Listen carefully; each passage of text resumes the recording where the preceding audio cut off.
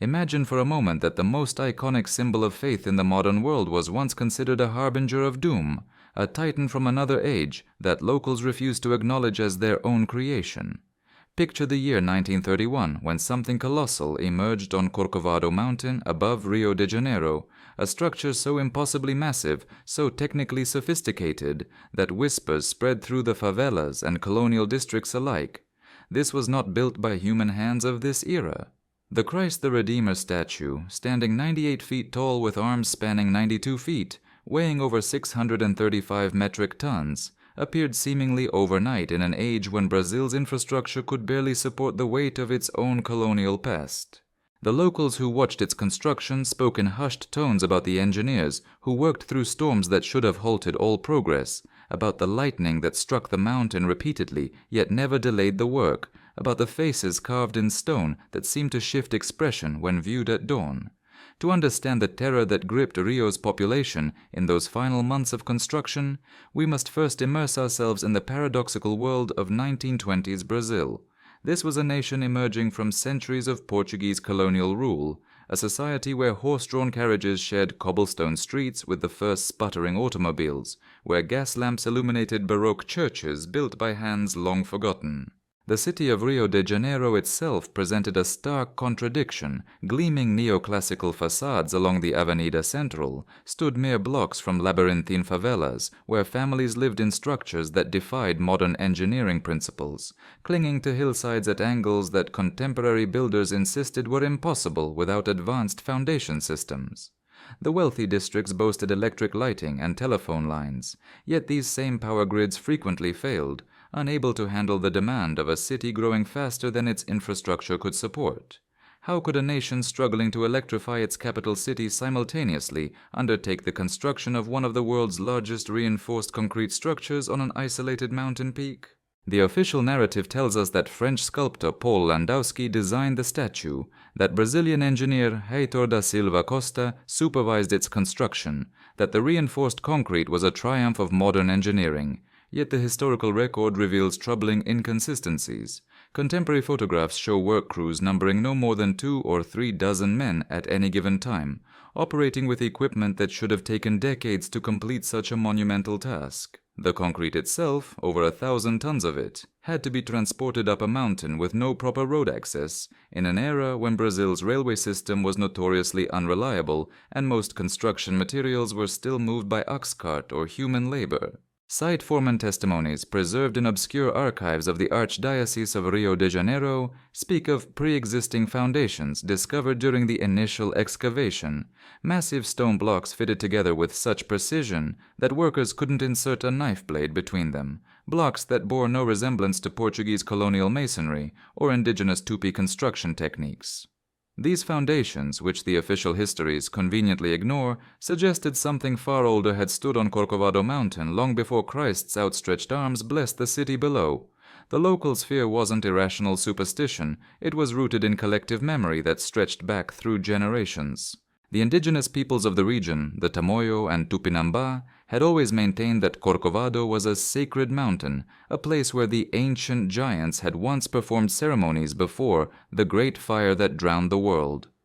Portuguese colonial records from the 1600s reference a colossal stone figure on the mountain that missionaries described as demonic and ordered destroyed, yet no documentation exists of such a demolition ever taking place. What happened to that original structure? Did it simply vanish, or was it incorporated into something new?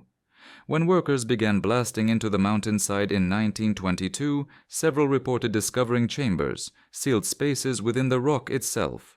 These chambers contained artifacts the foreman immediately confiscated and sent to undisclosed locations in São Paulo.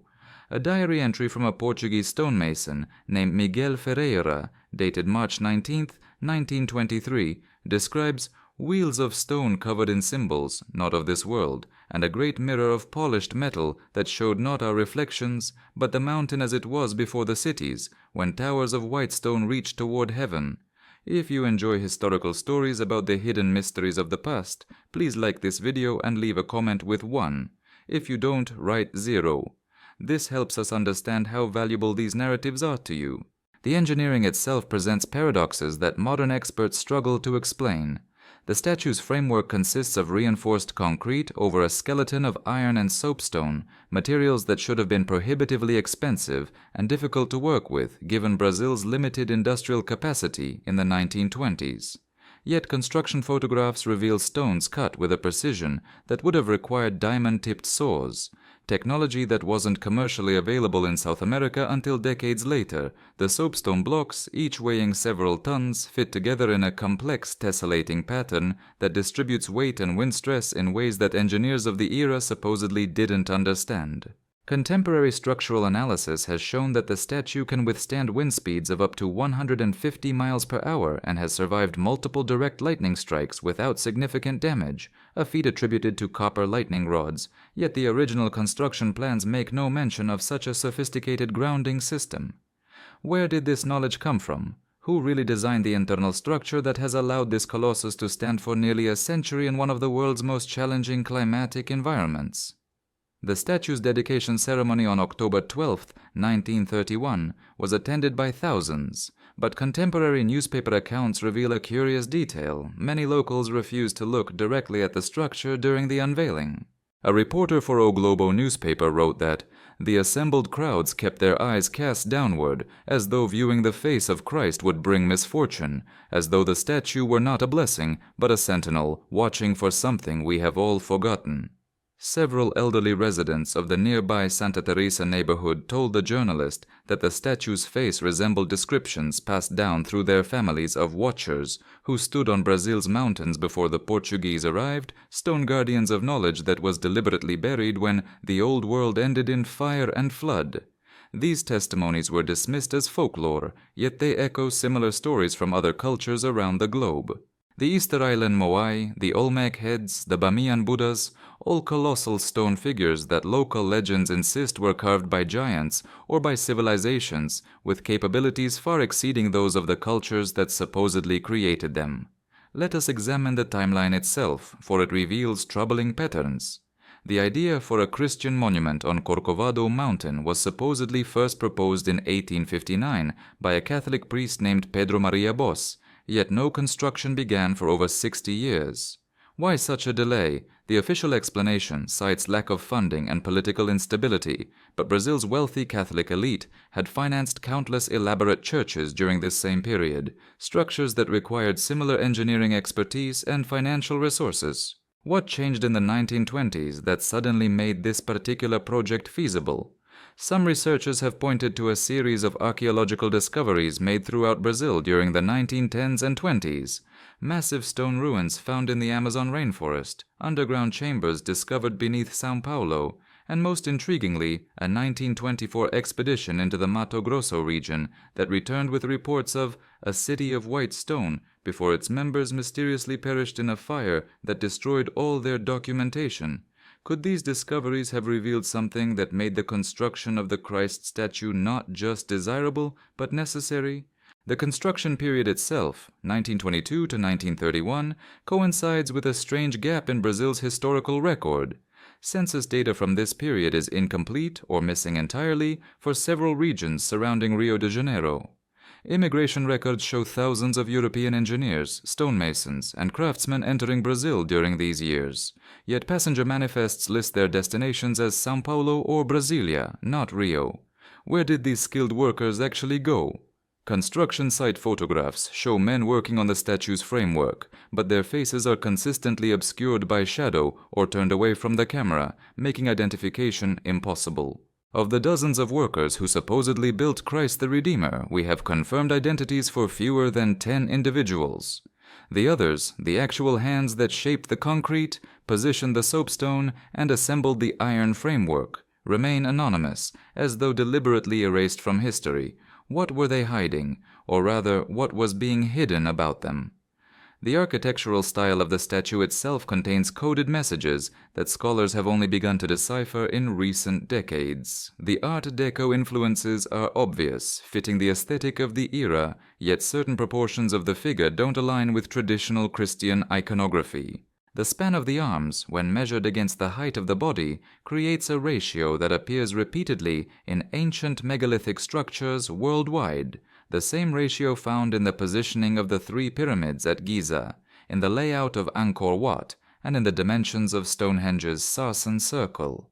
This ratio, approximately 1.618 to 1, is known as the Golden Ratio, or phi, a mathematical constant that appears throughout nature and was supposedly only rediscovered by Renaissance mathematicians. How did early 20th century Brazilian engineers incorporate this ancient knowledge into a Christian monument? Or were they following plans that predated Christianity itself, adapting an older design to modern religious symbolism? The Cristo Redentor faces eastward, arms outstretched toward the rising sun, a position that serves obvious symbolic purposes for Christian theology. Yet this orientation also aligns the statue with a series of other ancient monuments across the Atlantic. Draw a line eastward from Corcovado Mountain across the ocean, and it passes within 20 miles of the Richat structure in Mauritania, the so-called Eye of the Sahara, a geological formation that many researchers believe may be the remains of the ancient city of Atlantis described by Plato. Continue that line and it intersects with the ancient stone circles of Senegambia, then across to the megalithic temples of Malta, structures carbon dated to over 5,000 years ago yet possessing construction techniques that modern engineers struggle to replicate. Coincidence, or evidence of a global network of monuments built by a civilization with geographical knowledge that supposedly didn't exist until the age of satellite mapping? The locals who feared the statue in 1931 may have sensed, on some ancestral level, that they were witnessing not the birth of something new, but the resurrection of something very, very old. As construction neared completion, strange phenomena plagued the mountain. Lightning storms intensified despite meteorological conditions that should have produced clear skies. Workers reported hearing deep, rumbling sounds emanating from within the mountain itself, vibrations that made the stone beneath their feet tremble. On 3 separate occasions, documented in foreman reports, tools and equipment vanished overnight from secured storage areas, only to reappear days later in different locations on the mountain, arranged in geometric patterns that no one could explain. A surveyor named Antonio Barbosa wrote in his personal correspondence that the mountain does not want to be measured, for each morning our markers have moved, and the distances we recorded the previous day no longer match our instruments. It is as though the peak itself is growing, or our tools have been rendered useless by some force we do not comprehend. Such testimony was dismissed as heat exhaustion and the difficulties of working at altitude, yet multiple independent sources reported identical experiences. The statue's inauguration coincided with a series of events that many viewed as omens. In the weeks preceding the October dedication ceremony, Rio de Janeiro experienced unseasonable weather, cold winds from the south that should only appear in winter months, bringing with them a strange red dust that coated buildings and streets. Chemical analysis of this dust, conducted decades later on preserved samples, revealed a composition unlike any soil found in Brazil, containing high concentrations of iridium and other elements typically associated with meteorite impacts. Where did this dust originate? The official explanation blamed distant volcanic activity, yet no eruptions were recorded anywhere in South America during that period. More disturbing were the reports from hospital emergency wards during those weeks. Dozens of patients admitted with identical symptoms of disorientation, memory loss, and a specific delusion that they had lived before in cities of white stone that reached the clouds before the fire came from the sky. Modern psychiatrists might diagnose this as mass psychogenic illness, but contemporary doctors noted something unusual. These patients all described the same cities, the same architectural details, the same sequence of catastrophic events, despite having no contact with each other. The blessing of the statue by Cardinal Dom Sebastião Leme da Silveira Sintra on that October day in 1931 was broadcast by radio across Brazil, one of the first major religious ceremonies transmitted via this new technology. Yet listeners reported strange interference during the broadcast. A deep rhythmic tone underlying the cardinal's voice, a sound that several engineers who analyzed the recordings described as impossible, as though multiple broadcasts were overlapping, or as though the signal was echoing back from somewhere and being received before it was transmitted. Radio technology of the era couldn't produce such effects, yet the phenomenon was documented by multiple stations. Even more peculiar, several listeners reported that during moments of static interference, they heard what sounded like voices speaking in an unknown language, words that one linguist suggested bore similarities to ancient Phoenician or Proto-Sanskrit, languages that should have been extinct for millennia and certainly never spoken in South America. The granite and concrete from which the statue was constructed tells its own story, one that contradicts the official timeline. Geologists who have studied core samples taken during maintenance work in the 1970s discovered something remarkable. The concrete contains aggregates that include fragments of much older structures, stones that show evidence of having been cut and shaped centuries or even millennia before the 1920s. This suggests that the builders incorporated materials from pre-existing monuments into the statue's foundation, perhaps deliberately, perhaps because they were following instructions they didn't fully understand. Even more intriguing is the soapstone, billions of tiny fossilized organisms compressed over millions of years, that covers the statue's exterior. This particular variety of soapstone, rich in talc and magnesium, is found in only a few locations worldwide, and the quarry that supposedly supplied the Cristo Redentor material has never been definitively identified. Some researchers have suggested that the stone may have been salvaged from much older structures, possibly from the mysterious underground chambers discovered during the mountain excavation, chambers that subsequent investigations have never been able to relocate. Consider the scale of engineering required for such a project in the context of Brazil's actual capabilities in the late 1920s. The nation's railway system was limited and unreliable. Its cement production industry was in its infancy. Its labor force consisted primarily of former plantation workers and recent immigrants with no specialized construction training. Yet somehow this developing nation managed to build one of the world's largest Art Deco statues, a feat of engineering that required precision concrete work, advanced scaffolding systems, and structural knowledge that wouldn't become widespread in South American architecture for another 2 decades. The reinforced concrete technique used in the statue's construction was supposedly cutting-edge technology in 1922, yet the builders implemented it flawlessly on their first attempt at altitude in challenging weather conditions, with no opportunity for trial and error. Professional engineers today marvel at this achievement. Some have quietly suggested that the construction crew must have been following detailed plans created by someone with experience far beyond what was available in Brazil at that time, or perhaps plans that originated from a source outside conventional history altogether. The statue's face presents perhaps the deepest mystery of all. Paul Landowski, the French sculptor, supposedly created the design, modeling Christ's features on a composite of classical European faces. Yet when we compare the statue's countenance to Landowski's other works, we see stark differences in technique and proportion. The Cristo Redentor's face possesses a serene, almost otherworldly quality that art historians have described as neither European nor indigenous Brazilian, but something else entirely, as though the sculptor was capturing a memory of features that no living person possesses.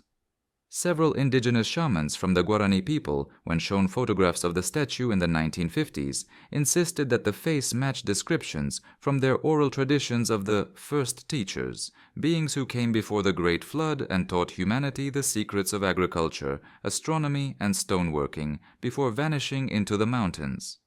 These shamans claimed that similar faces had been carved into cliffs throughout the Amazon basin, images that Portuguese missionaries had systematically destroyed during the colonial period as demonic idolatry. What truly frightened the locals wasn't the statue's size or its sudden appearance, it was the sense that they were witnessing the fulfillment of a prophecy they couldn't quite remember, the completion of something that had begun long before any of them were born. Elderly residents of Rio's oldest favelas spoke of dreams that plagued them during the construction years, visions of the mountain waking up, of chambers deep beneath the earth opening and releasing something that had been sealed away since the time before time. These testimonies were collected by a curious young priest named Father Mateus Rocha, who compiled them into a manuscript he titled The Sleepers Beneath Corcovado. This manuscript was never officially published, but copies circulated in underground Catholic circles throughout the 1930s and 40s. Rocha's thesis was controversial. He suggested that the statue was not merely a monument to Christ, but a seal or ward, a massive structure built to contain or suppress something beneath the mountain, something that predated Christianity, perhaps something that predated humanity itself. The 1920s and 30s were, we must remember, a period of intense archaeological discovery worldwide. Carter's excavation of Tutankhamun's tomb in 1922, the discovery of the Indus Valley Civilization, the first systematic explorations of Maya ruins in Central America. These discoveries were fundamentally challenging the established timeline of human civilization, revealing sophisticated ancient cultures that shouldn't have existed, according to the evolutionary narrative of gradual technological progress. Is it mere coincidence that during this same period, massive religious monuments were erected or significantly renovated at sites across the globe? The Cristo Redentor in Brazil, the restoration of Angkor Wat in Cambodia, new construction at the Western Wall in Jerusalem, and numerous other projects that seem designed to assert new religious narratives over older archaeological truths. What were these structures really meant to accomplish? Were they simply expressions of faith, or were they strategic placements meant to obscure, contain, or rewrite evidence of something that challenged the official history of human civilization? The demographics of Rio de Janeiro during this period reveal another troubling pattern. Between 1920 and 1930, the city's population exploded from approximately 900,000 to over 1.5 million, a growth rate that demographers have described as statistically improbable, without massive immigration. Yet immigration records don't account for anywhere near this many new arrivals. Where did these people come from? Some researchers have suggested that the population boom included repatriation of people who had been living in interior regions of Brazil, perhaps descendants of escaped slaves and indigenous populations who had avoided colonial contact for generations. But why would these populations suddenly migrate to Rio in such numbers? And why do census records from the 1930s show peculiar anomalies in age distribution, with far fewer elderly residents than demographic models would predict, as though an entire generation had simply vanished or never existed? The construction of the Cristo Redentor also marked the beginning of a strange phenomenon in Brazilian culture, the systematic erasure of indigenous and African historical narratives from official education. Before 1930, Brazilian schools taught a relatively diverse curriculum that included indigenous creation myths, African cosmologies, and local folklore, alongside Catholic doctrine and European history. After 1930, this diversity was dramatically curtailed, replaced by a standardized curriculum that emphasized Brazil's Portuguese heritage and Catholic identity, while portraying indigenous and African cultures as primitive and historical footnotes. This shift coincided with the statue's completion and the consolidation of Getúlio Vargas's power, a dictator who promoted a vision of Brazil as a modern, European-style nation that needed to leave its savage past behind. What knowledge was being suppressed? What narratives were deemed too dangerous to teach to the next generation? And how does this cultural erasure connect to the physical presence of a massive monument overlooking the nation's capital? The statue has survived remarkably well considering the harsh environmental conditions on Corcovado Mountain. Lightning strikes the structure multiple times per year, yet damage has been minimal. The concrete and soapstone have weathered storms, temperature fluctuations, and the corrosive effects of ocean air with minimal degradation, requiring only routine maintenance and occasional restoration. Modern materials scientists have studied the concrete formula and found it to be unusually durable, incorporating ratios of sand, cement, and aggregate that weren't officially discovered until decades later. The builders somehow knew exactly how to formulate concrete for maximum longevity in this specific environment, as though they had access to advanced materials testing, or, more disturbingly, as though they were following ancient formulae that had been preserved from an earlier era of construction. Roman concrete, for instance, has lasted 2,000 years because it incorporated volcanic ash in precise proportions that modern science only recently learned to replicate. Did the Cristo Redentor's builders access similar ancient knowledge? There are patterns within patterns here, connections that span continents and millennia. The statue's height, 98 feet or approximately 30 meters to the top of the head, is curiously close to the height of many other ancient monuments. The Olmec heads average about 10 feet tall but were placed on platforms that raised them to similar overall heights. The Buddha statues at Bamiyan, before their destruction, stood at approximately 120 feet and 55 feet, with the taller figure being precisely 38 meters. Easter Island's tallest moai measured 33 feet. These measurements aren't random, they represent specific proportions that relate to astronomical cycles, to the precession of the equinoxes, and to mathematical constants that ancient civilizations supposedly shouldn't have known. When we map these monuments globally and examine their alignments, we find that many of them point to specific celestial events or to other monuments thousands of miles away, suggesting a coordinated network of structures built by a civilization with global reach and sophisticated astronomical knowledge, a civilization that conventional history insists never existed. The question we must ask ourselves is this: if such a civilization did exist, when did it fall, and what caused its collapse? The answer may lie in the geological record, in a period that mainstream science has largely ignored or downplayed, the Younger Dryas event, approximately 12,800 years ago, when global temperatures plummeted suddenly, massive ice sheets melted catastrophically, and sea levels rose by hundreds of feet within a few generations. This event, lasting for roughly 1,200 years before ending equally abruptly, would have destroyed coastal civilizations, drowned lowland cities, and created the flood myths that appear in virtually every human culture worldwide. If an advanced civilization existed before this catastrophe, its greatest monuments would have been built in coastal regions, where the majority of modern human population centers are still located today, and most of these structures would now lie beneath hundreds of feet of ocean water. The few mountaintop monuments that survived would have been seen by post-cataclysm humans as the work of giants or gods, their true origins forgotten as the knowledge to build such structures was lost along with the population that possessed it. This brings us to the most disturbing possibility of all, that modern humans are not the first iteration of advanced civilization on this planet, but perhaps the second, third, or 10th.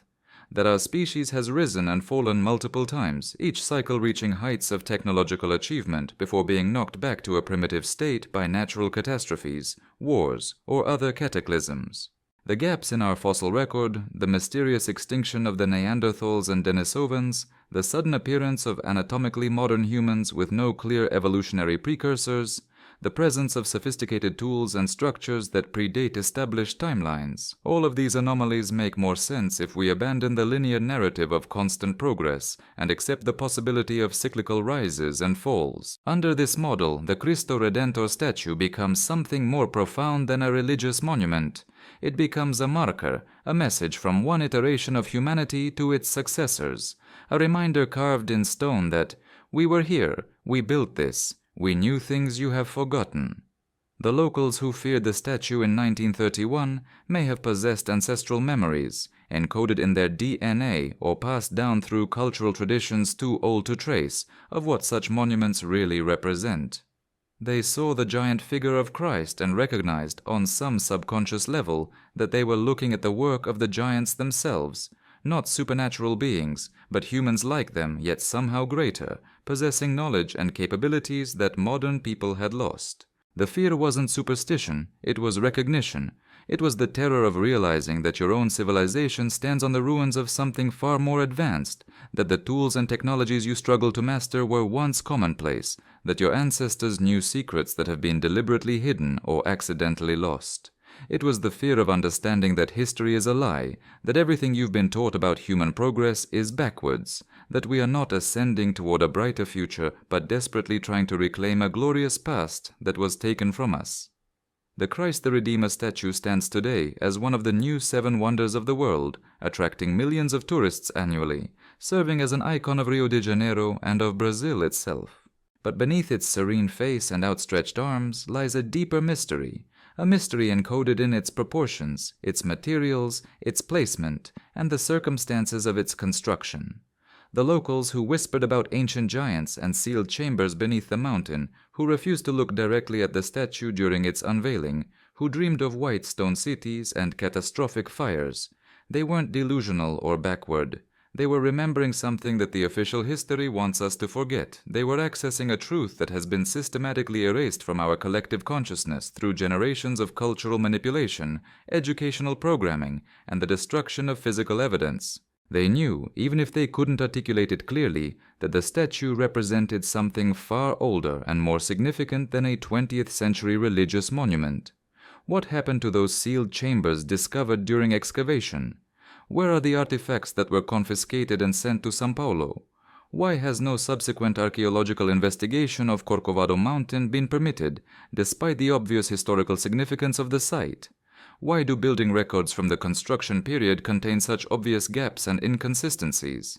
These questions remain unanswered because asking them challenges the narrative that those in power have decided we must believe, a narrative of steady progress, of modern humanity as the apex of evolution, of ancient peoples as primitive and superstitious.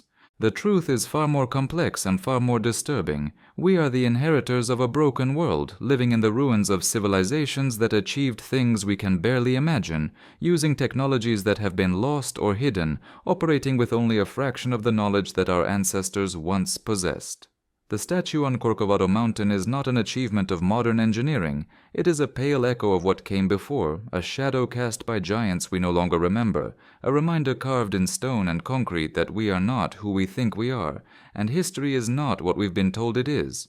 The locals' fear was justified. They saw the truth, even if they couldn't fully comprehend it. The question now is, are we ready to see it too?